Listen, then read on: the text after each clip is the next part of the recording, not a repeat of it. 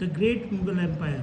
Now we will going to discuss about the Great Mughal Empire 1526 to 1707. Introduction. Under the Mughals, India was the heart of a great Islamic empire and a prolific center of Islamic culture and learning. Dynasty was the greatest, richest and longest lasting Muslim dynasty to rule India. The great Mughals emperors were Babur 1526 to 1530, the first of the Mughals, Humayun 1530 to 1556, Akbar 1556 to 1605, Jehangir 1605 to 1627, Shah Jehan 1627 to 1658, and last Aurangzeb 1658 to 1707. Babur, the first of the Mughals.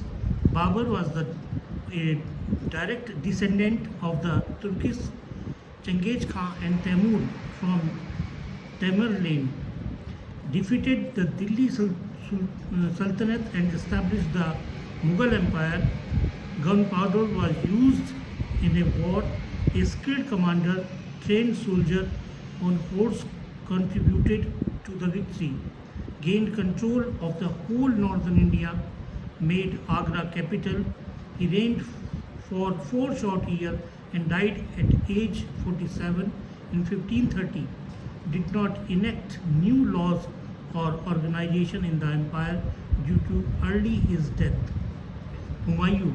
After Babur died, he was succeeded by his son Humayun. In 1530, Humayun was 23 years old.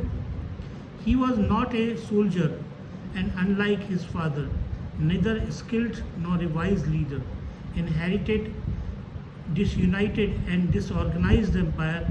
In 1540, Sher Shah of Bengal defeated Humayun and took over the Mughal Empire.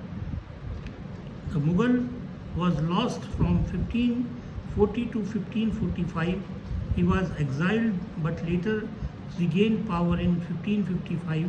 Humayun died in 1556 after falling down the step of his library. He is known as the luckless one. Akbar 1556 to 1605. The great Akbar became the new Mughal ruler at the age of 14. Regent and his mother ruled in his name for 4 years. Akbar was an ambitious and noble commander, built the largest army ever in the empire, helped to conquer nearly all of modern day northern India and Pakistan, great administrator, developed centralized government. It delegated 15 provinces each under a governor and each province into districts, and each district was further subdivided into smaller sections. Best known for tolerance of his subjects, especially Hindus, removed poll tax on Hindus, invited religious scholars to debate him in his private chambers, developed his own faith called Deen-e-Ilahi. Deen-e-Ilahi was a mixture of other religion Akbar had studied. From those debates, religion never caught on. Next, Jehangir 1605 to 1627. Jehangir succeeded his father Akbar in 1605, opposite of his father, who were monarch and warrior, but good at maintaining the steps. He continued many of Akbar's policies: freedom of worship, fair treatment of Hindus, continued friendship and alliance with Rajput, allowed foreigners like the Portuguese and English into India for trade. Jehangir married Noor Jahan. She became the real ruler of the empire until the death of her husband. Under the influence of his wife and many others, Jehangir was not an able ruler like his father. He loved to drink and enjoy himself. He had to suppress many rebellions. Important posts in the court were given to families, friends, and especially those close to his wife. Shah Jehan 1627 to 1658. He was called the master builder. Shah Jehan succeeded his father in 1627. Better ruler than Jehangir, restored the efficiency of the government, recovered territories, maintained peace. Foreign traders were allowed into India and trade increased. The empire was expanded. Shah Jahan was a patron of the arts, built many great architecture buildings, including the Taj Mahal and the Peacock Throne, a brilliant gold throne encased in hundreds of precious gems. Shah Jahan built Taj Mahal, built in honor of his wife who died during childbirth, take over a decade to build and it nearly bankrupted the empire. 1657, Shah Jahan became seriously ill and a dispute over the succession of the throne ensued between his three sons. Aurangzeb deposed Shah Jahan in a coup. In 1658, Shah Jahan was imprisoned in the octagonal tower of the Agra fort from which he could see the Taj Mahal. He died in 1666 and was buried next to his wife in the Taj Mahal. Aurangzeb 1658 to 1707.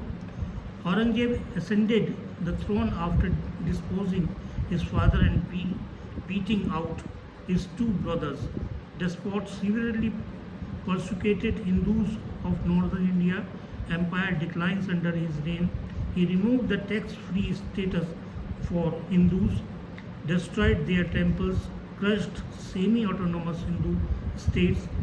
Primary interest promote Islam versus tolerance. Aurangzeb overexpanded the empire and strained his resources.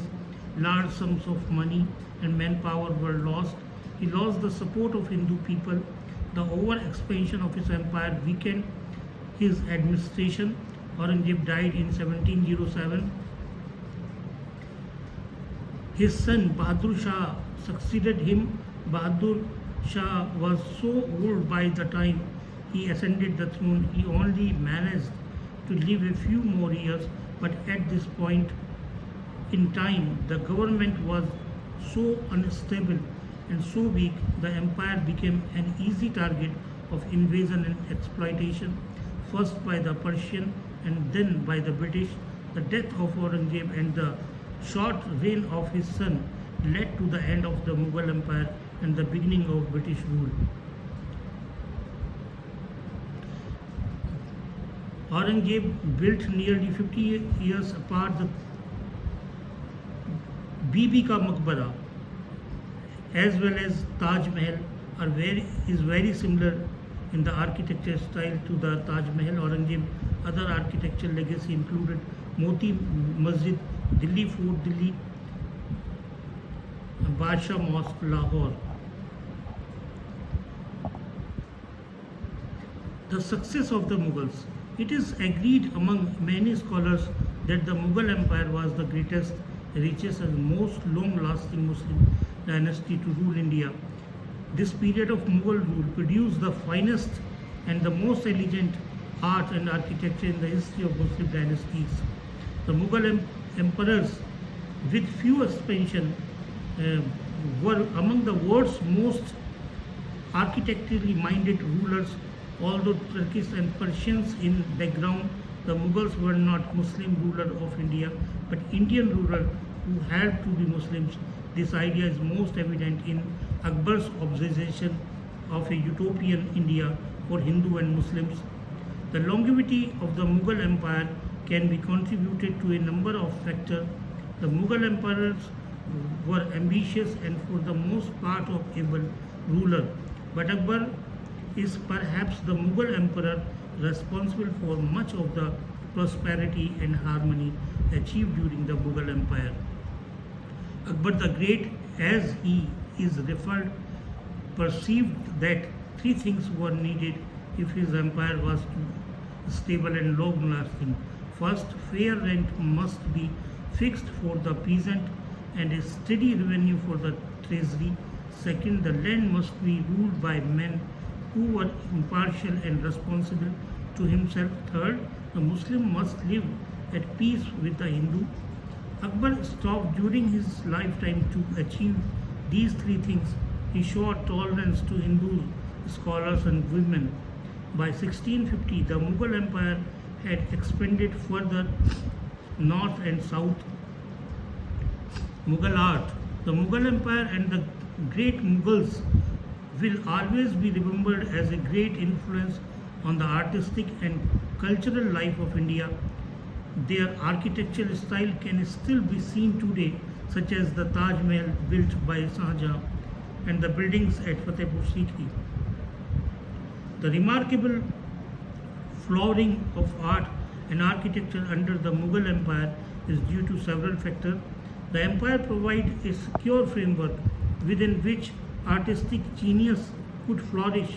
Both Hindu and Muslim artists collaborated to produce some of the best Indian art. The empire commanded wealth and resources that were unparalleled in the Indian history.